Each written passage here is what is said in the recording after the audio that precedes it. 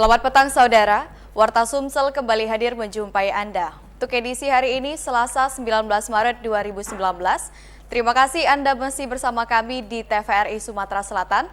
Kami hadir guna menayangkan hasil liputan yang telah dihimpun redaksi hari ini. Bersama saya Audita Tamara Putri, berikut dua cuplikan utama Warta Sumsel petang ini. Ya, tidak ada suara Om. Kecelakaan tunggal speedboat awet muda yang terjadi di perairan Sungai Musi. PT Taspen Persero Cabang Palembang menerapkan layanan digital untuk memudahkan pensiunan dalam bertransaksi.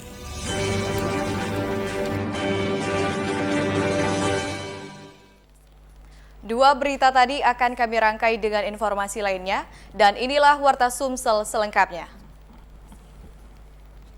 Informasi pertama akan kami awali dari Kota Palembang. Sebanyak 7 orang tewas dalam kecelakaan tunggal speedboat awet muda yang terjadi di perairan Musi Jalur 10 Desa Upang, Kabupaten Banyuasin.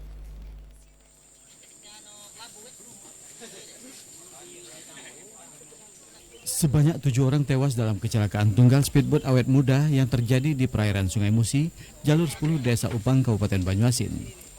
2 dari 3 korban yang meninggal langsung dievakuasi ke posko post-mortem Rumah Sakit Bayangkara, serta 1 korban langsung dibawa pihak keluarga. Sebanyak 6 korban tewas telah diketahui identitasnya, sementara 1 korban lainnya belum diketahui. 6 korban tersebut yakni Abu Ngamar, Kusnul, Sutarno, serta pengemudi speedboat yakni Muhammad Kodir dan Sopian. Budi, salah seorang korban yang selamat dari kejadian itu, mengatakan dirinya bersama istri dan anaknya bertolak dari Primer 2 Karangagung, Musi, Banyuasin menuju Palembang. Tiba-tiba speedboat oleng dan langsung menghantam batang kayu di pinggir sungai.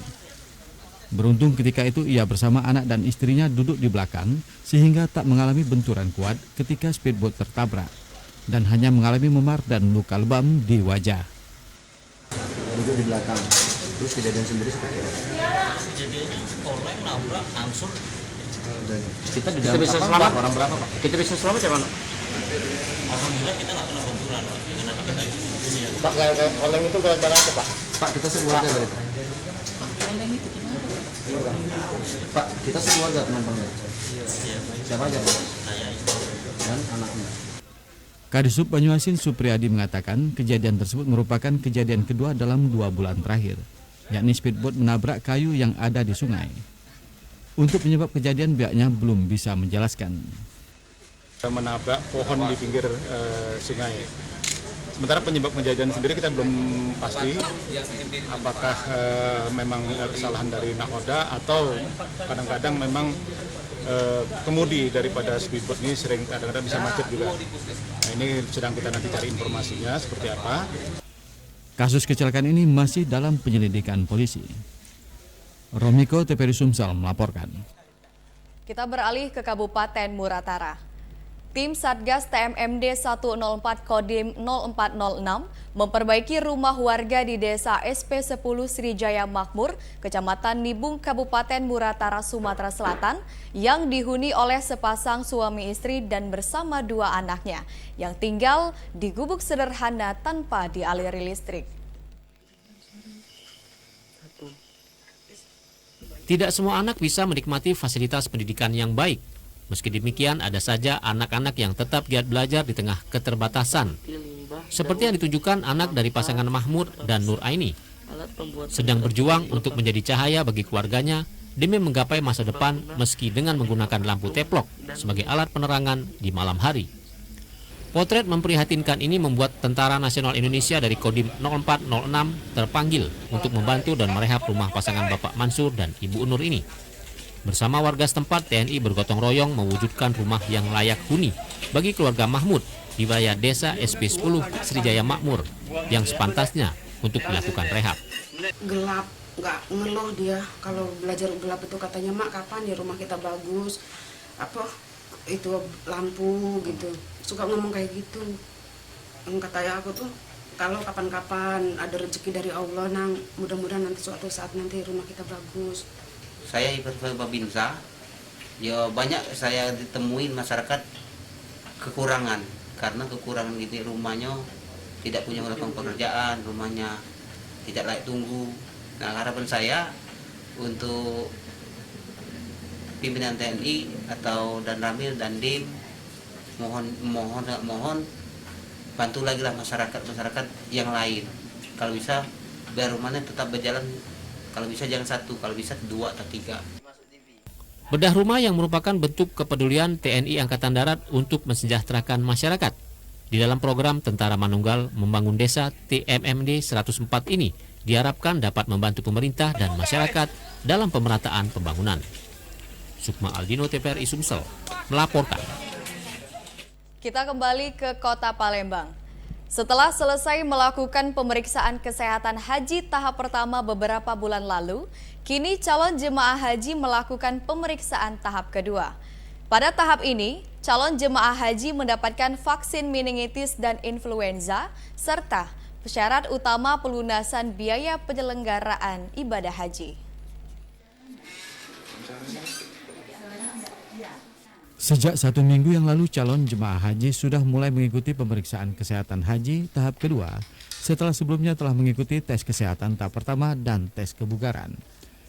Tes kesehatan haji tahap kedua ini hampir sama dengan tahap pertama, yang membedakannya jemaah mendapatkan vaksin meningitis. Dr. Desti Aryani menjelaskan pemeriksaan haji tahap kedua di Puskesmas Merdeka sudah mulai dilakukan sejak 13 Maret lalu dan akan berlangsung selama 3 minggu. Pemeriksaan tahap kedua untuk menetapkan istitoah kesehatan calon jemaah haji dan hasilnya akan menjadi syarat pelunasan biaya penyelenggaraan ibadah haji atau BPIH.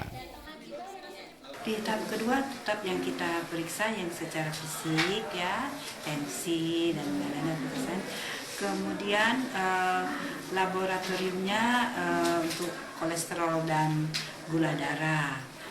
Kemudian yang ketiga pada tahap 2 inilah calon jemaah haji akan mendapatkan vaksinasi.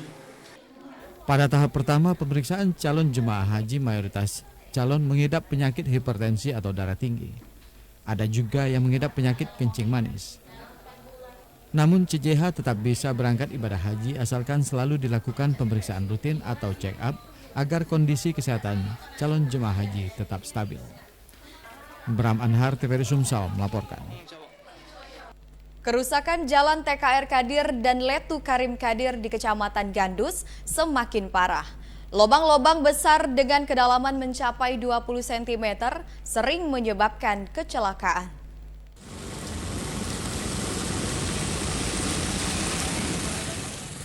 Beberapa jalan di Kota Palembang banyak yang rusak dan berlubang, seperti yang terlihat di Jalan Letu Karim Kadir, Kecamatan Gandus. Hampir setiap ruas jalan rusak dan berlubang. Kerusakan di jalan tersebut semakin hari semakin parah. Lubang-lubang besar dengan kedalaman mencapai 20 cm terlihat di sejumlah ruas jalan. Hal ini membuat pengendara lebih berhati-hati ketika melintasi jalan ini. Salah seorang warga Gandus mengatakan kerusakan jalan di Gandus sejak hampir setengah tahun lalu. Akibat kerusakan tersebut banyak pengendara yang terjatuh. Udah setengah tahun ya.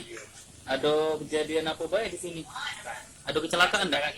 Kebalik oleh motor lewat gitu ya. Mobil ada yang ini ya? Kalau tidak, motor banyak yang nyampai. Jadi kalau keluhannya apa lah Pak? Ya keluhannya minta benar lah. Jalan ya. Jadi harapannya minta benar ya sama pemerintah ya. Kalau bagus kan enak jalannya. Warga berharap pemerintah dan pihak terkait segera mengambil tindakan untuk memperbaiki jalan tersebut karena sudah semakin parah. Romiko, TVRI Sumsel, melaporkan. Saudara, kenaikan gaji pegawai negeri sipil pada tahun 2019 ini sudah lama diputuskan sejak tahun 2018 lalu.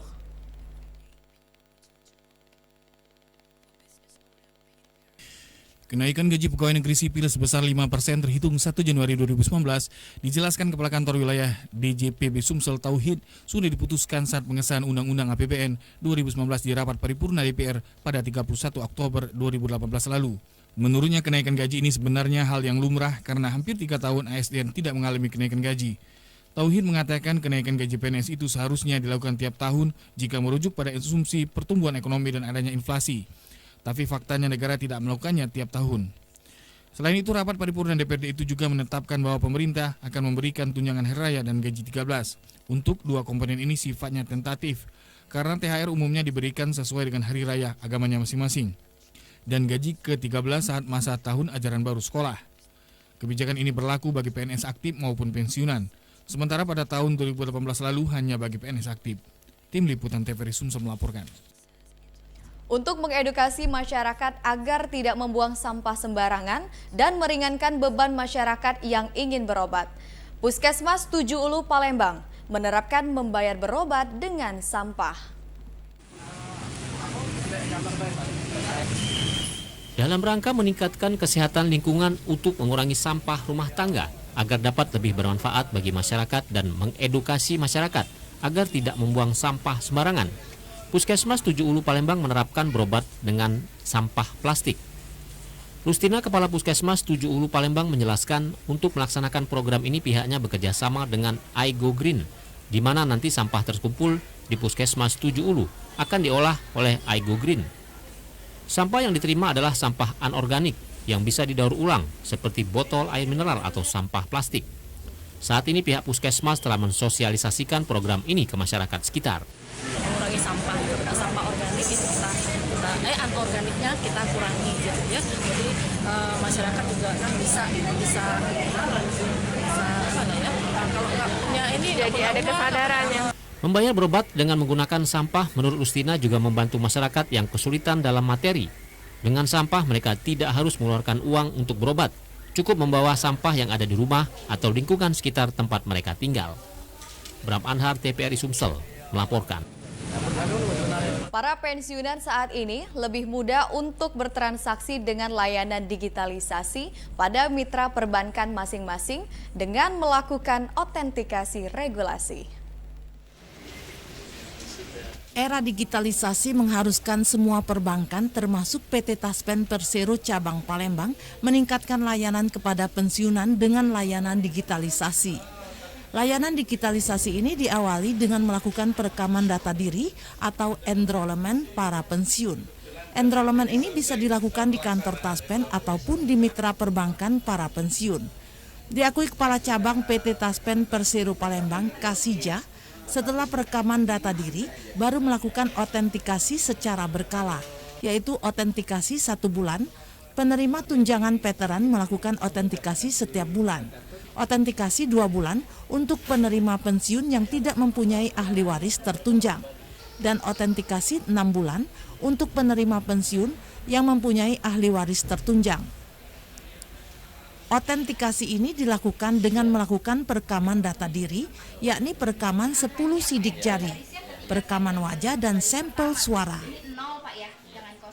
Kayaknya bagus sih, sebabnya ya mungkin karena zamannya udah canggih kayak gini kan, saya kira perlu itu. Ya sidik jari dipoto, kemudian jempol, kemudian menghitung bilangan itu tadi sampai tiga tahap ya. Terus dipoto wajahnya. Bagi pensiunan, kebijakan ini lebih memudahkan pensiunan untuk berurusan dengan mitra perbankan, mengambil gaji, dan melakukan transaksi lebih aman. Nah, perekaman data biometrik ini ada 3 yang direkam.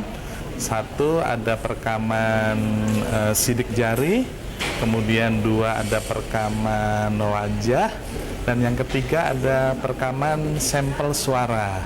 Nah, ini untuk apa? Data biometrik ini nantinya akan merupakan database yang sebagai untuk layanan digitalisasi. PT Taspen Persero juga akan membantu pensiunan yang sakit dan tidak bisa melihat dengan mendatangi rumah pensiun. Tim Liputan TVRI Sumatera Selatan melaporkan. Beragam informasi lainnya akan kami hadirkan sesaat lagi. Tetaplah di Warta Sumsel. Assalamualaikum warahmatullahi wabarakatuh. Saya Kelly Mariana, Ketua KPU Provinsi Sumatera Selatan, mengajak seluruh masyarakat Sumatera Selatan untuk mendukung dan mensukseskan pemilihan presiden dan wakil presiden serta pemilihan legislatif tahun 2019 untuk bersama-sama mensukseskan, mengamankan, melancarkan untuk terwujudnya pemilu yang demokratis, berintegritas, dan bermartabat. dengan datang ke TPS pada tanggal 17 April 2019. Pemilih berdaulat, negara kuat. Jangan lupa, datang ke TPS tanggal 17 April 2019.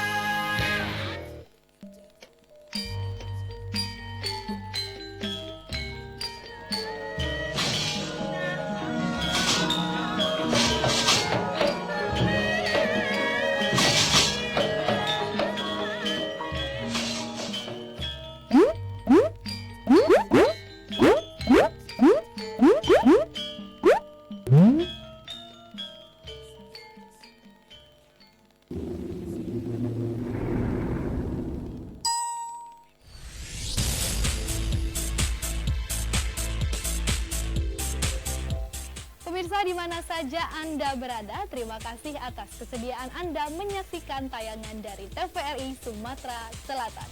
Dengan senang hati, tahun 2017 TVRI Sumatera Selatan mengudara selama 24 jam melalui video streaming. Caranya sangat mudah. Bagi Anda pengguna Android, Anda dapat mengaksesnya melalui Play Store. Bagi Anda pengguna iPhone, Anda dapat mengaksesnya melalui App Store. Dengan harapan tahun-tahun mendatang seluruh pemancar kita akan on air melalui DVB-T2 untuk seluruh wilayah termasuk Muratara dan Pagar Alam, sehingga masyarakat setempat dapat menyaksikan siaran dengan kualitas digital. Ayo nonton TVRI.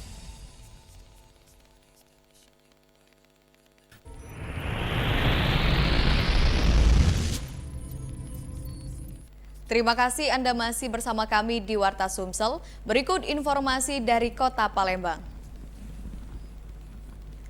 Anggota Bawaslu Republik Indonesia Ratna Dewi Ningsi Pitalolo mengingatkan masyarakat untuk berhati-hati menggunakan media sosial dan jangan mudah terpancing dengan berita yang belum tahu kebenarannya, terutama terkait dengan Pileg dan Pilpres 2019.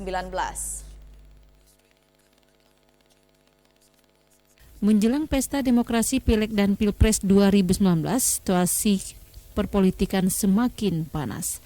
Semua lapisan masyarakat dapat menyikapinya dengan arif dan bijaksana. Apalagi saat ini sering muncul di media sosial terkait isu sara maupun hoax yang berkaitan dengan Pileg dan Pilpres. Untuk itu anggota Bawaslu RI Dewi Ningsi Pitalolo minta kepada masyarakat, terutama kaum milenial, untuk dapat menetralisir semua isu yang berhubungan dengan berita politik menjelang pemungutan suara. Setiap orang boleh ramah menggunakan media sosial, akan tetapi bila menerima berita jangan cepat menyebarluaskan karena belum tentu kebenarannya. Jangan cepat menyebarkan berita yang belum bisa kita pastikan kebenarannya. Ramah menggunakan media sosial, hentikan penyebaran hoax, ya. Kemudian yang paling penting adalah melakukan pendidikan politik untuk sesama kaum perempuan untuk tidak menyebarluaskan berita-berita yang kita ketahui itu bahwa itu adalah berita bohong. Jangan hanya membaca sekali, harus diulangi 2 kali, 3 kali, bahkan sebanyak-banyaknya untuk memastikan bahwa berita ini benar atau tidak. Berita yang diterima hendaknya dapat dibaca berulang untuk memastikan kebenarannya. Bahkan bila menemukan adanya indikasi berita hoax maupun ujaran kebencian, silakan laporkan ke Bawaslu dan nantinya akan diteruskan ke pihak berwajib.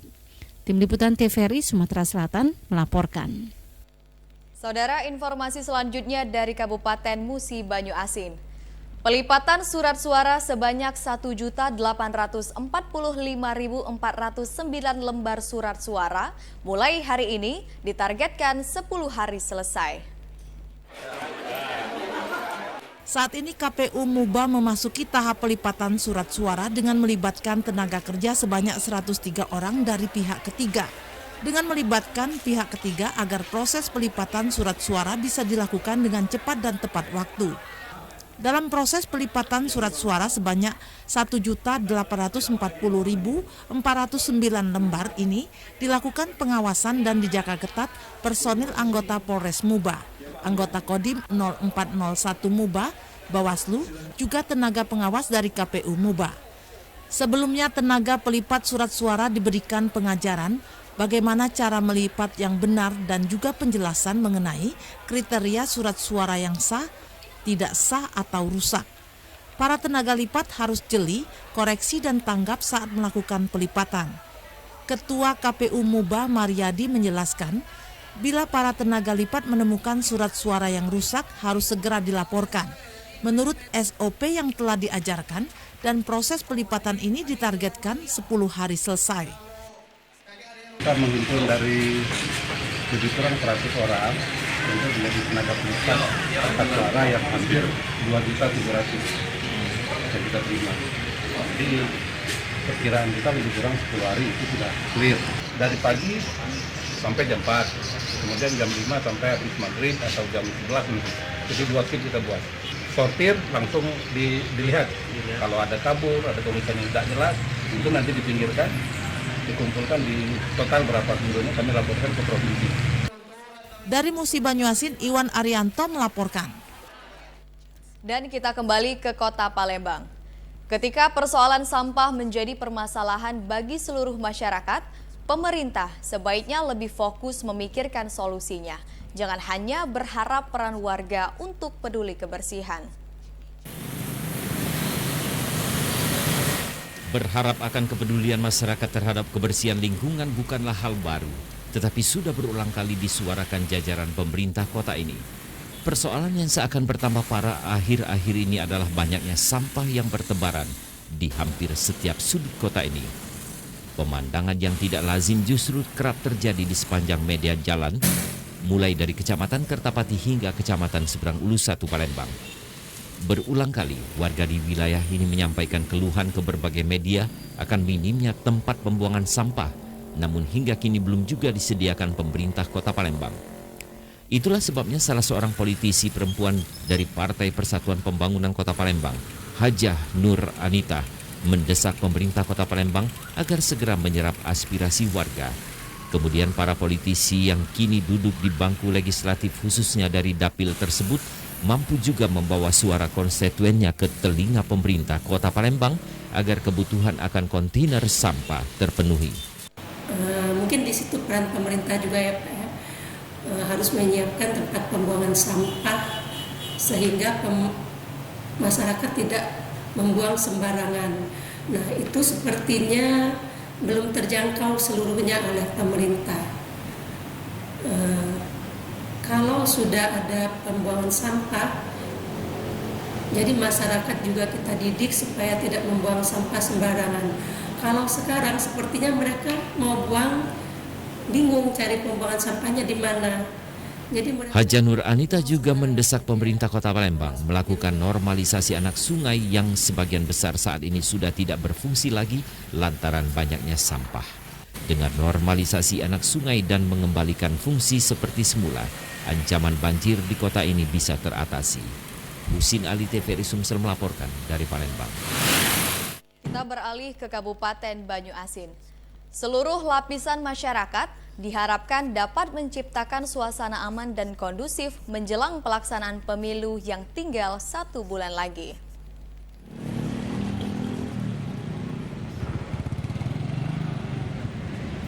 Pelaksanaan pemilihan presiden dan wakil presiden serta pemilu legislatif yang tinggal 1 bulan lagi dapat memicu konflik antar para pendukung.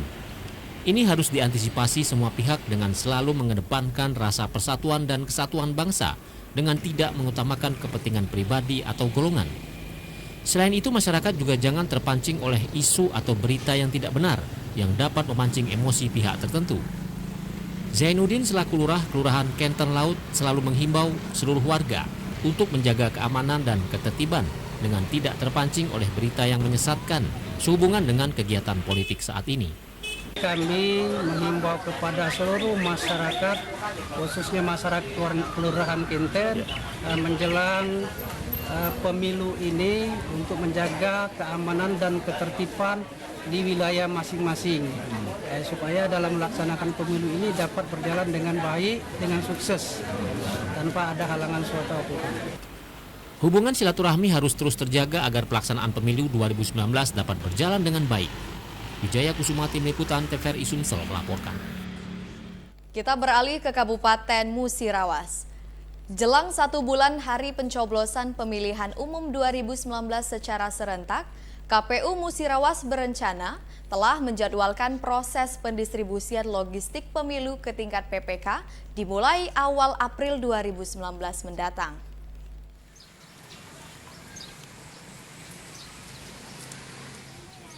Mendekati 1 bulan lagi hari pencoblosan pemilihan umum calon anggota legislatif dan pemilihan presiden dan wakil presiden pada 17 April mendatang, KPU Kabupaten Musirawas terus gencar melakukan berbagai persiapan dan merampungkan kelengkapan logistik pemilu. Ketua KPU Musirawas Anasta Tias mengatakan pendistribusian logistik pemilu akan disalurkan sesuai jadwal, yakni direncanakan dimulai pada 1 April 2019 mendatang. Proses pendistribusian semua logistik pemilu akan segera disalurkan dimulai ke tingkat panitia pemungutan kecamatan yang tersebar di 14 kecamatan yang ada di Kabupaten Musirawas. Setelah logistik masuk di tingkat PPK, pendistribusian akan dilanjutkan ke tingkat panitia pemungutan suara atau PPS, kelurahan setidaknya paling lambat 2 hari jelang hari pencoblosan. Musirawas ada 6 dapil dan dapil tersebut jangan sampai tertukar sesuai dengan prinsipnya bahwasanya distribusi logistik itu harus tepat sasaran, tepat jumlah dan tepat waktu. Dan itu tetap kami pegang bahwasanya kita dari KPU Musirawas tetap berpatokan bahwasanya distribusi logistik ini sesuai dengan tahapan yang ada. Dan direncanakan kalau memang semua logistik sudah tersedia di KPU Musirawas sampai dengan proses settingnya sesuai dengan dapil, kami akan melakukan proses distribusi logistik sesuai dengan tahapan mungkin di awal April.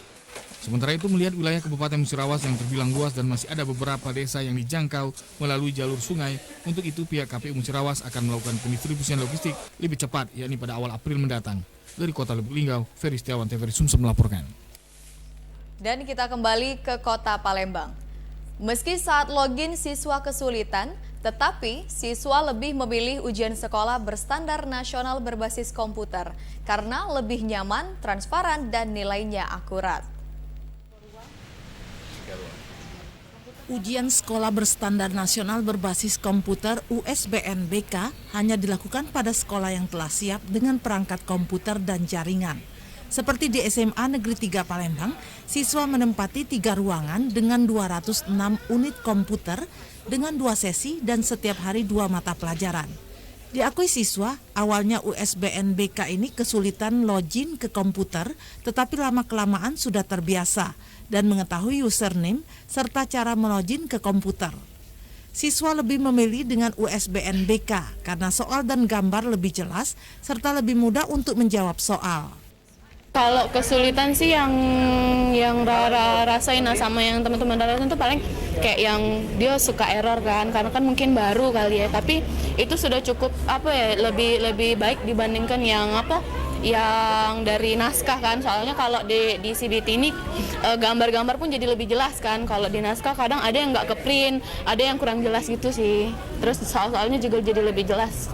Masalah teknis sih, lebih ke masalah teknis kadang suka kelopot sendiri atau soalnya nggak muncul gitu mungkin, tapi kalau ada operatornya jadi kita bisa lapor langsung diperbaiki gitu. Mungkin itu sih kesulitan yang kami alami selama USBN itu, kalau ada soal yang nggak keluar gitu, gambar-gambar yang sulit itu. Kepala SMA Negeri 3 Palembang, Purwi Astuti mengungkapkan, persiapan awal untuk memenuhi ketersediaan komputer yang jumlahnya cukup banyak mencapai 206 unit. Karena jumlah siswa yang ikut USBN-BK sebanyak 411 orang.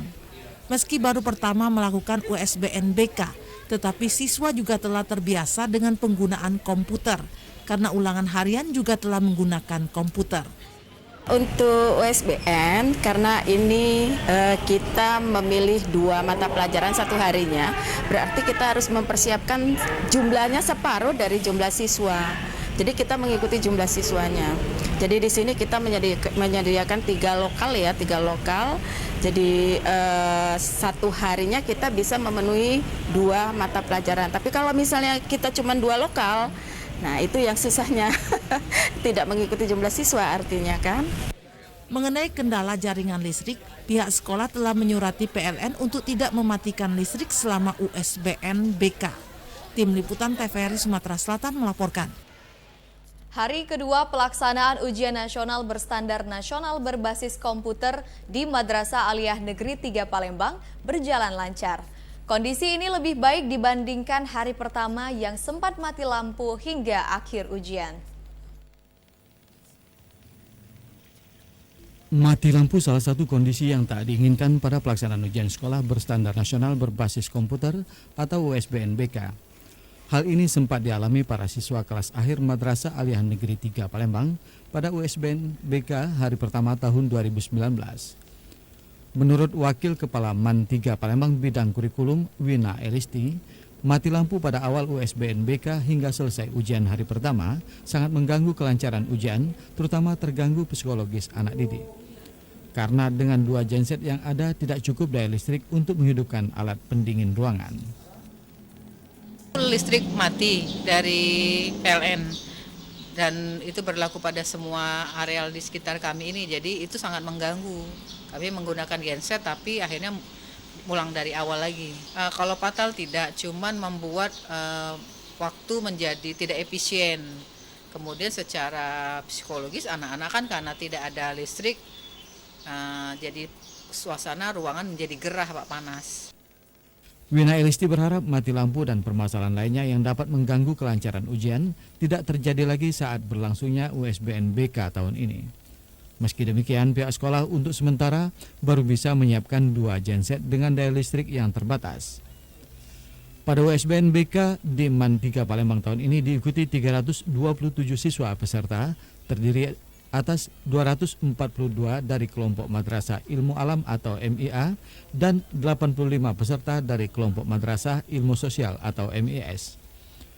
Tajdi Hakim Syami, Tim Liputan TVRI Sumsel melaporkan. Informasi lainnya akan kami hadirkan usai jeda pariwara berikut ini. Assalamualaikum warahmatullahi wabarakatuh.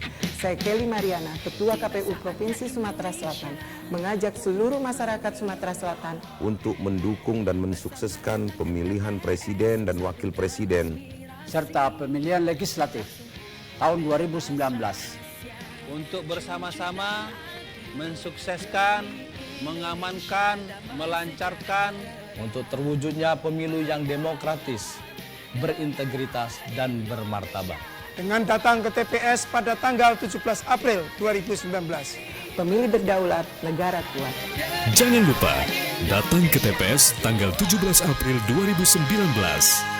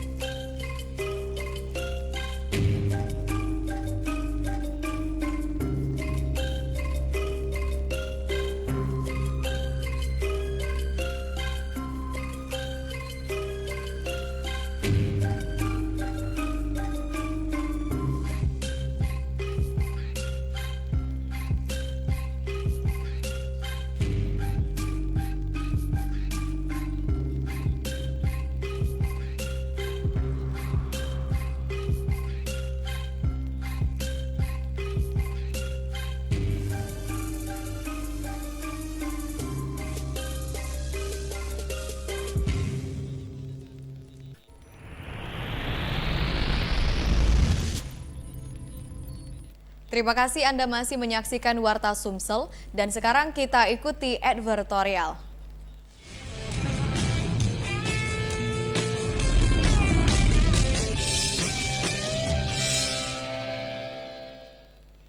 Kantor Perwakilan BKKBN Provinsi Sumatera Selatan menyelenggarakan Rapat Kerja Daerah atau Rakerda Program Kependudukan Keluarga Berencana dan Pembangunan Keluarga seluruh kabupaten kota di Sumatera Selatan.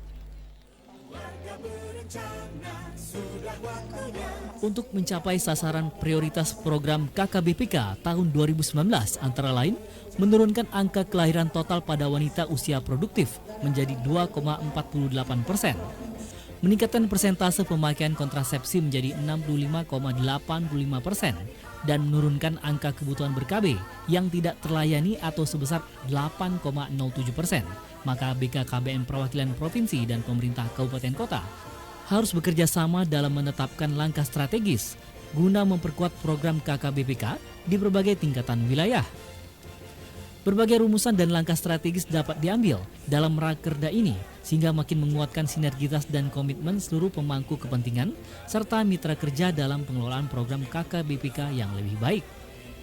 Rakerda program KKBPK Provinsi Sumsel kali ini memiliki tema meningkatkan sinergitas implementasi program kependudukan, keluarga berencana, dan pembangunan keluarga dalam mewujudkan pendudukan tumbuh seimbang dan keluarga berkualitas. Intinya kita mengevaluasi berapa peningkatan, misalnya 2,8% pertambahan penduduk, apa bisa bagaimana. Nah, perencanaan ini tentunya bagaimana dari rumah tangga untuk generasi yang berencana. Nah, tujuannya tidak lain adalah untuk mengajak dalam arti tanda petik memotivasi bahwa yang keluarga berencana itu punya nilai-nilai yang bermanfaat. Nah, lebih dari itu tentunya bonus demografi pertambahan penduduk. Di satu sisi pembangunan itu kan membutuhkan sumber daya manusia, membutuhkan sumber daya alam. Tapi harus ada keseimbangan. Jadi yakinlah bahwa rapat kerja daerah jajaran BKKBN dengan seluruh stakeholder yang terkait untuk memberikan nilai-nilai tambah, sinkronisasi, sinergitas, implementasi dari program-program kependudukan. Memberikan gambaran kepada OPDKB dan mitra kerja capaian kita selama 2018. Dan kita akan menindaklanjuti masalah-masalah yang ada di 2018 dan jika kita akan menetapkan rencana kerja kita 2019 ini. Membangun koordinasi antara instansi terkait, antara lembaga, mitra, sehingga kita nanti akan menghasilkan output kita, mencapai sasaran program kita, dan kita bisa menurunkan total fertility rate. Menurunkan total fertility rate ini, atau TF ini, dengan cara meningkatkan peserta KB aktif. Meningkatkan peserta KB aktif, menurunkan angka kebutuhan ber-KB yang tidak terpenuhi. Tujuan rakerda program KKBPK Provinsi Sumsel kali ini adalah meningkatkan dukungan pemerintah daerah dan mitra kerja dalam mewujudkan kualitas hidup manusia melalui program KKBPK yang terintegrasi, sehingga pihak Bapeda, TPPKK, serta mitra kerja provinsi turut hadir untuk memberikan dukungan terhadap BKKBN Provinsi. Perwakilan TNI dan Kementerian Agama Provinsi juga menunjukkan dukungannya terhadap program KKBPK yang dampaknya akan berpengaruh positif terhadap pengendalian jumlah penduduk dan pembangunan keluarga di Indonesia. Kementerian Agama beberapa 2 tahun yang lalu sudah mengadakan MOU dengan BKKBN terkait dengan bagaimana peningkatan mutu SDM khususnya bagi pasangan usia subur.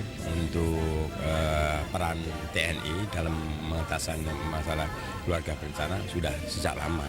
Memang itu kalau sampai saat ini memang untuk TNI itu rata-rata 2 karena memang yang dapat tanggungan itu 3 jadi hanya 2. Jadi kalau misalnya kalau untuk tanggungan dari pemerintah memang hanya 2 sehingga rata-rata itu TNI itu anaknya hanya 2. Gitu.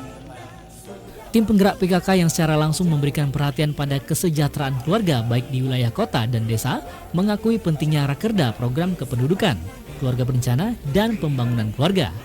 Dengan penyamaan persepsi dan tujuan, diharapkan pembangunan manusia Indonesia sudah tercapai dari tingkat keluarga. Program KB ini sangat kami dukung ya untuk kemakmuran di masyarakat, peningkatan pendapatan keluarga juga. Kalau banyak anak banyak rezeki kan itu salah ya. Semakin anaknya dengan program 2 anak cukup dapat lebih mensejahterakan kehidupan anak-anak untuk pendidikan ke depannya nanti. Rakorda ini diikuti oleh 111 peserta meliputi perwakilan kabupaten kota. Frans Reza, Metri Oktavia, TVRI Sumsel melaporkan. Residivis jambret ditangkap, akan kami hadirkan sesaat lagi.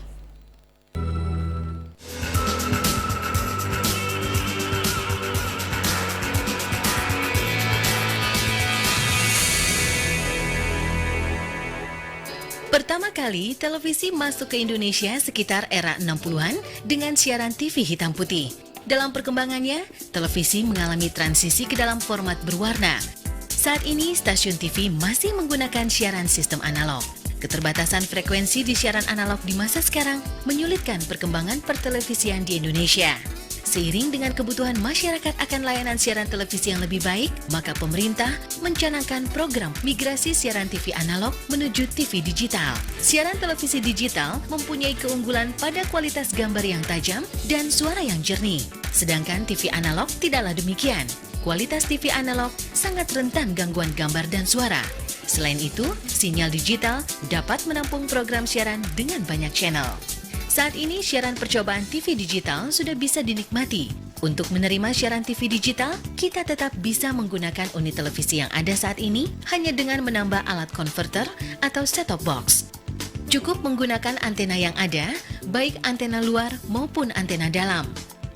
Hubungkan kabel antena ke unit set-top box. Sambungkan kabel dari unit set-top box ke televisi yang ada.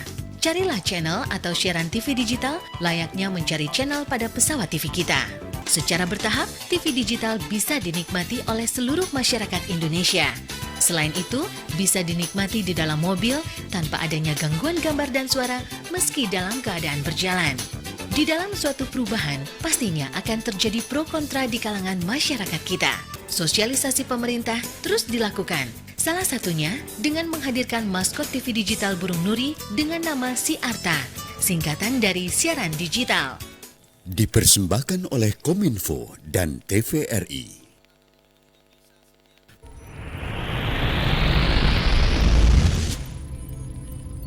Terima kasih Anda masih bersama kami dan inilah informasi selanjutnya. Usai melakukan penjamretan di kawasan Seberang Ulu 1 Palembang, seorang residivis kembali ditangkap petugas tim Tekap dan unit Pidum Polresta Palembang. Pelaku terpaksa ditembak di bagian kaki lantaran kabur saat hendak ditangkap. Seorang residivis pelaku jambret berhasil dilumpuhkan oleh tim Tekap dan unit Pidum Polresta Palembang.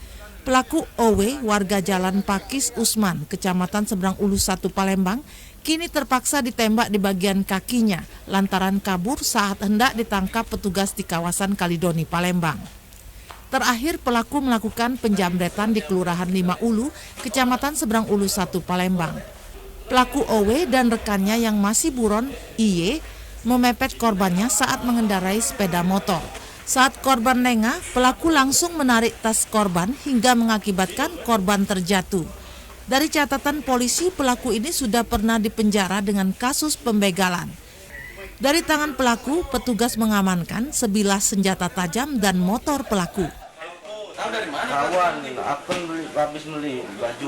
Kawan tiba-tiba langsung lari. Maksudnya jambret. Kita sebagai apa? Peran kita sebagai apa? Bawa motor. Oh, kita ini ya? Joki ya? Joki. Sudah berapa kali Mas kita ngelakuin? Dua kali ya? Di mana Pak? Yang terakhir? Di Terusan. Di 5 Ulu ini? Yang pertamanya? Di Pancak. Oh, di Pancak.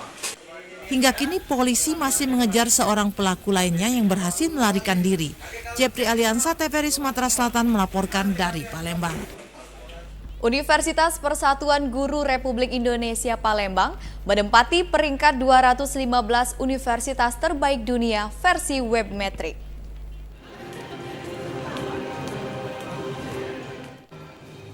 Webometric merupakan sistem penilaian melalui website dalam menentukan peringkat lebih dari 22.000 perguruan tinggi di seluruh dunia.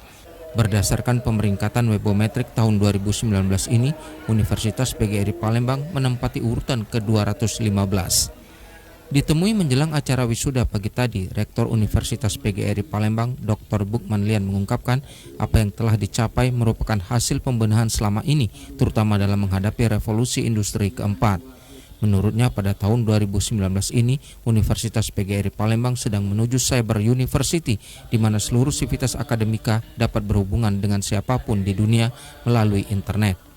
Mulai tahun ini juga Universitas PGRI Palembang jauh maju pesat. Yang tadinya 2017 kita berada pada posisi 800-an. Tapi saat ini kita berada pada posisi 215. Ya, berdasarkan perhitungan webometrik, artinya 3 kali lipat kemajuan Universitas PGRI dalam hal mereka menggunakan IT. Semua kita pakai IT. Manfaat sistem perkuliahan berbasis internet diantaranya memungkinkan perkuliahan dilakukan tanpa tatap muka. Kendati demikian, 50% perkuliahan tetap diselenggarakan di kampus dan wajib dihadiri setiap mahasiswa. Selain mengirimkan dosen dan mahasiswa ke luar negeri, sejumlah dosen asing juga didatangkan guna mendukung peningkatan kualitas. Lembaga kita sudah mempersiapkan semua sarana prasarana dan juga setiap fakultas kita sudah sangat baik dan juga pelayanan sudah sangat baik, akses pun sudah baik dan kita sudah juga menerapkan perkuliahan dengan memakai sistem daring. Artinya teknologi itu sudah masuk luas di Universitas PGRI dan kami sudah bersiap untuk bersaing di tingkat internasional. Dari penyampaian proses perkuliahan sampai kepada penelitian dan sebagainya, kita sudah menggunakan IT yang sangat baik. Berbagai kemajuan yang dicapai ini semakin memantapkan langkah Universitas PGRI Palembang untuk bersaing secara global. Tim Liputan TVRI Sumatera Selatan melaporkan. Saudara, kita beralih ke Kota Pagar Alam. Pemenang Putri Indonesia Runner-Up 4 2019, Helvanda Herman, perwakilan Sumatera Selatan asal Kota Pagar Alam, diarak keliling Kota Pagar Alam oleh pemerintah Kota Pagar Alam. Arak-arakan yang dimulai dari rumah dinas Wali Kota Pagar Alam disambut meriah oleh masyarakat Kota Besema. Warga pun menyambut antusias untuk melihat pemenang baju terbaik tradisional Putri Indonesia. Setelah itu, Helvanda yang masih mengenyam pendidikan di Institut Pertanian Bogor diundang ke rumah dinas Wali Kota dalam acara Ramatama bersama rombongan motor Harley Davidson dan warga. Dalam konferensi persnya, Helvanda Herman mengatakan salah satu misi dirinya ikut dalam Putri Indonesia untuk menginspirasi wanita di Indonesia khususnya di Kota Pagar Alam. Selain itu juga dirinya hendak memperkenalkan Kota Pagar Alam sebagai kota wisata alam dan wisata tani. Dan juga Pagar Alam merupakan daerah pertanian dengan memiliki keindahan alam dan udara yang sejuk. Saya ingin menginspirasi wanita di Indonesia khususnya Kota Pagar Alam. Tentunya tidak lupa dengan kewajiban kita di dunia pendidikan. Walaupun kita berprestasi di luar, tapi kita sebagai wanita tidak lupa untuk meningkatkan pendidikan kita. Kedepannya saya berharap bahwa ada penerus, ada para pemuda-pemudi Indonesia yang dapat memperjuangkan Kota Pagar Alam baik dalam bidang pariwisata, dalam bidang yang lainnya. Sementara itu, Wali Kota Pagar Alam Alpian Maskoni mengatakan Helvanda Herman akan menjadi ikon baru bagi Kota Pagar Alam. Sebagai pemenang Putri Indonesia, mata Indonesia akan tertuju ke Kota Pagar Alam. Dan inilah kesempatan untuk memperkenalkan Pagar Alam. Cerita awal karena ini bisa ikut di Putri Indonesia juga, ini juga bagian daripada semua cara kita untuk bagaimana kita bisa maksimal. Nah sekarang kita sudah punya hasil, ke depan tahapan-tahapan dari Putri Indonesia ini akan kita maksimalkan. Tentunya kita akan berkoordinasi dengan Provinsi Sumatera Selatan karena ini aset Sumatera Selatan. Selain itu juga pemerintah Kota Pagar Alam juga memberikan reward kepada Putri Indonesia dan siapapun yang mengharumkan Kota Pagar Alam.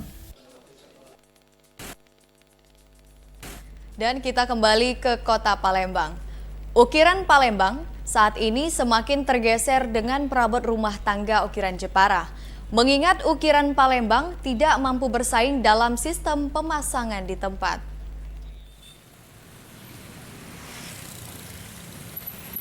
Kawasan Guru-Guru atau sekarang menjadi Jalan Haji Jalaluddin, dahulu sentra ukiran Palembang, namun kini tinggal beberapa saja. Heni, pemilik usaha ukiran Palembang, mengaku kendala yang dihadapi tingginya harga sewa toko. Kelemahan lain, lemari ukiran Palembang sulit menembus pasar luar Provinsi Sumsel karena sifatnya tidak bisa bongkar pasang seperti ukiran Jepara. Mengingat kayu yang digunakan untuk ukiran Palembang adalah kayu tembesu yang mengandung banyak air. Artinya, ketika ukiran Palembang dikirim keluar Provinsi Sumsel dalam bentuk bongkar, maka sulit dilakukan pemasangan karena kondisi kayu sudah mengering dan ini dipastikan ukiran lemari pun berubah. Kalau Jepara dia kementerian tapi dia udah di open sebagian, kayu jatinya udah kering karena pengopenan. Itu perbedaan kayu ya? Iya, perbedaan kayu emang Jepara, yang Jati. lebih menonjol. Jepara ke Jati memang perbedaan kayu. Terus memang Jati itu di sana emang udah ada pengopenan sebagian, jadi udah dioper, udah bisa knockdown. Tapi kalau untuk Palembang Tembesu ya? dia tembesu pakai bahan bakunya. Ini sulit diopen juga? Kadar airnya memang terlalu tinggi. Untuk bahan baku, Heni mengaku tidak menjadi masalah karena masih bisa diperoleh di daerah Sekayu. Tetapi memang untuk harga sudah sangat tinggi karena kayu tembesu mulai langka. Husin Ali, TVRI Sumsel melaporkan dari Palembang. Satuan Pidana Umum Polresta Palembang berhasil meringkus pelaku begal sadis di Palembang. Pelaku terpaksa ditembak petugas lantaran kabur saat hendak ditangkap.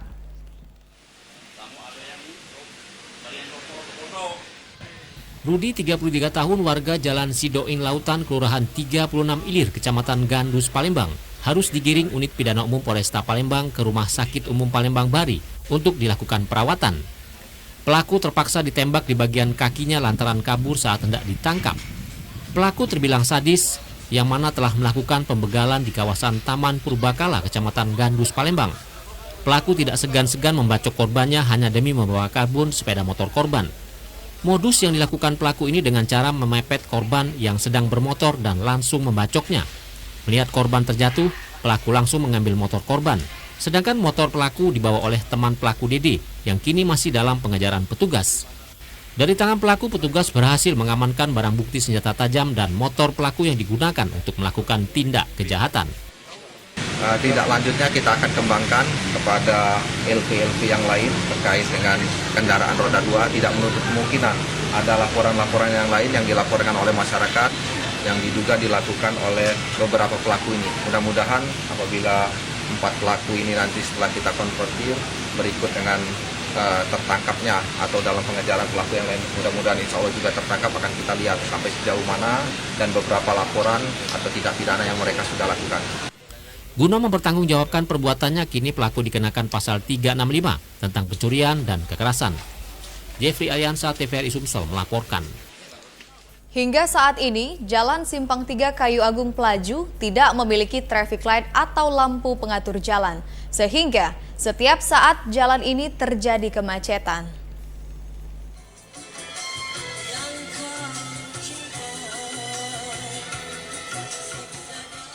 Hampir setiap saat Jalan Simpang 3 ini terjadi kemacetan, terutama pada saat pagi dan sore hari. Para pengguna lalu lintas terutama roda 4 dan roda 2 tidak dapat melintas akibat mereka ingin saling mendahului yang mengakibatkan kendaraan tidak dapat bergerak. Cukup beralasan jika jalur ini sering terjadi kemacetan, selain tidak disiplinnya para pengguna lalu lintas akibat ingin saling mendahului, juga kawasan ini tidak memiliki traffic light atau lampu pengatur jalan sehingga para pengguna lalu lintas seenaknya melintas. Di sisi lain, kawasan yang padat penduduk ini jarang terlihat petugas dari pihak kepolisian maupun dari Dinas Perhubungan Kota Palembang. Menurut sejumlah warga yang tidak mau disebutkan namanya, jika saja kawasan ini memiliki traffic light atau petugas yang mengatur lalu lintas, kemacetan di kawasan ini dapat diminimalisir. Warga berharap pada Dinas Perhubungan Kota Palembang untuk segera mendirikan traffic light serta petugas terkait untuk berada di tempat terutama pada jam-jam sibuk. Tim Liputan TVRI Sumsel melaporkan. Saudara, harga cabai di sejumlah pasar tradisional di Kota Palembang mengalami kenaikan meski tak terlalu signifikan.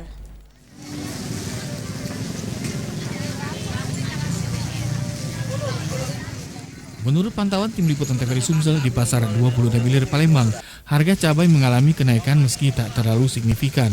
Menurut Ridwan, penjual cabai yang berjualan di Pasar 26 Ilir Palembang, tidak ada kenaikan yang terlalu tinggi, kisaran antara Rp2.000 hingga Rp3.000.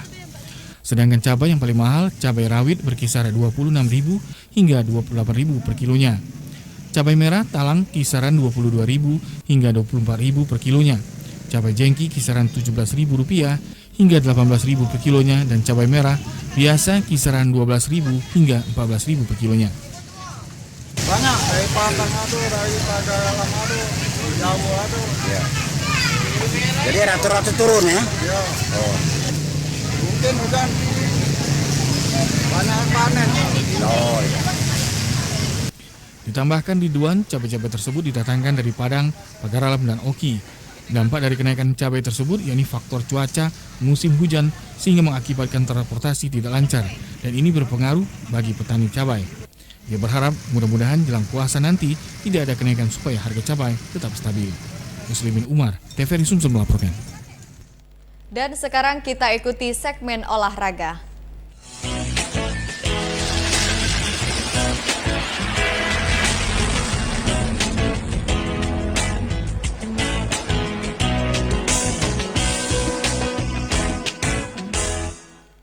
Olahraga renang banyak manfaatnya untuk anak-anak. Selain dianjurkan Rasulullah SAW, olahraga renang juga dapat menghindarkan anak-anak dari bahaya kecanduan gadget, game online, dan meningkatkan kondisi kesehatan fisik.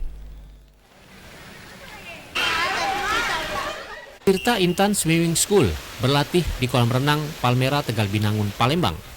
Mereka berlatih setiap 2 minggu sekali pada hari Sabtu dan Minggu sore. Menurut salah satu pelatih renang Sumsel, Intan Imawati, olahraga renang pada anak-anak bila dilakukan selama 1,5 jam pada kolam renang yang dangkal dapat mengeluarkan energi rata-rata sebanyak 400 hingga 600 kalori, tergantung pada kecepatan renang anak-anak tersebut. Olahraga renang juga baik untuk menurunkan resiko obesitas atau kegemukan pada anak-anak. Olahraga renang juga dapat mengalihkan perhatian anak pada gadget dan game online, karena olahraga renang cukup menyenangkan bagi anak-anak dan memiliki resiko cedera yang ringan. Kayak ibu-ibu yang putra-putrinya suka main gadget aja di rumah, mending samperin aja kami di Tirta Intan Swimming School di kolam renang Palmera Tegal Binangun. Renang salah satu olahraga yang bagus ya, karena dia minim cedera yang pasti. Jadi untuk anak-anak lebih aman ya, untuk biar tidak ada cedera atau semacam luka-luka. Olahraga renang juga termasuk olahraga yang dianjurkan oleh Rasulullah SAW, selain olahraga memanah dan berkuda, karena termasuk olahraga untuk bertahan hidup di alam liar. Ahmad Maris, TVRI Sumsel melaporkan.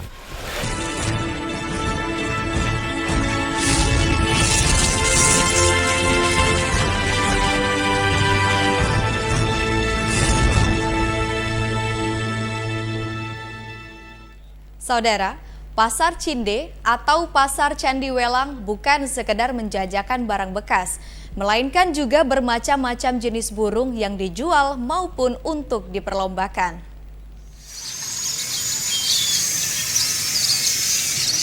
Di kawasan Pasar Cinde ini tampak suasana orang sedang berbelanja, baik itu membeli baju, celana, bahkan jaket bekas. Tak hanya itu, di tempat ini juga ada yang menjajakan burung. Bermacam-macam jenis burung yang ada di sini seperti burung cicak rowo, murai batu, beo, parkit, dan lovebird. Menurut Nasir, selaku penjual burung ini didatangkan dari Pulau Jawa, Jambi, Lampung, Lahat, dan Oki. Adapun harga seperti burung cicak rowo yang kisarannya 9 jutaan hingga 10 jutaan per ekornya, burung murai batu dari 4 juta hingga 5 juta, burung beo dari 3 juta hingga 4 juta, lovebird dari 150.000 hingga 300.000. Parkit dari 75.000 hingga 150.000, dan burung merpati dari 25.000 hingga 50.000 rupiah. Kalau tahun yang 2017 itu ke bawah rame pol rame. 2017 ke bawah itu rame pol. 2018 ini turunnya lah tinggal 30%. Kendalanya ekonomi. Ini burung Ditambahkan Nasir, burung-burung yang ada di sini seperti cicak rowo dan murai batu umumnya untuk diperlombakan, sedangkan untuk makanannya yakni pitang, pur, dan jangkrik. Muslimin Umar, TVRI Sumsel melaporkan. Informasi tadi menutup perjumpaan kita di Warta Sumsel. Terus saksikan TVRI Sumatera Selatan, Jembatan Informasi Wongkito. Mewakili kerabat kerja yang bertugas, terima kasih atas kebersamaan Anda. Selamat petang, selamat beraktivitas, dan sampai jumpa.